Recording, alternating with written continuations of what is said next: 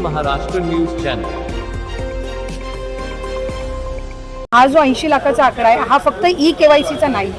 यात ई-केवायसीचे काही महिला असतील ज्यांनी ई-केवायसी केलेली नसेल इतक्या मुदतीत सुद्धा तेही आहेत।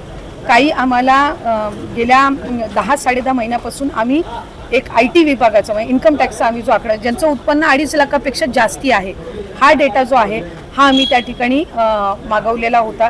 त्याला साधारणपणे 10-11 महिन्याचा कालावधी गेला तर त्या जवळपास एक 11, 11.5, 12 लाख हा तो डेटा याच्यामध्ये 80 लाखामध्ये समावेश आहे। याच्यात 4.5 पावणे 5 लाख अशा महिला आहेत ज्या 65 वयोगटाच्या पुढे गेलेल्या आहेत जे वयाचा निकष आहे तर त्यामध्ये असतील।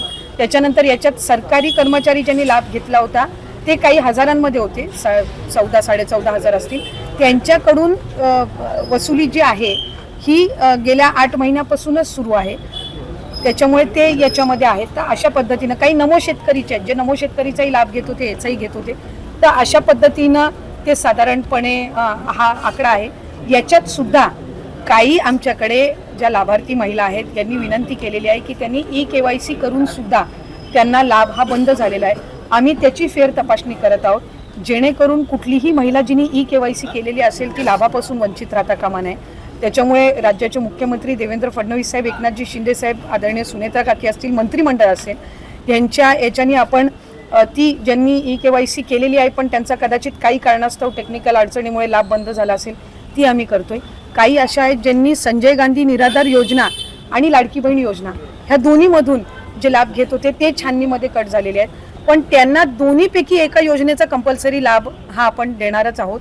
त्याच्यामुळे जे अशा बाय डिफॉल्ट दोन्हीकडे लाभ घेत होते आणि दोन्हीकडनं त्यांची नावं कट झालेली आहेत त्यांना दोन्हीपैकी एका योजनेमध्येच तरी 100% त्याचा शासकीय ह्या योजनांचा लाभ हा मिळणार आहे। काही RTOच्या संदर्भामध्ये तक्रारी केलेल्या आहेत। यातल्या 80 लाखामधल्या जवळपास 3-3.25 लाख हे RTOचे आहेत ज्यांचे वाहनं आहेत पण ते लाभ घेत होते।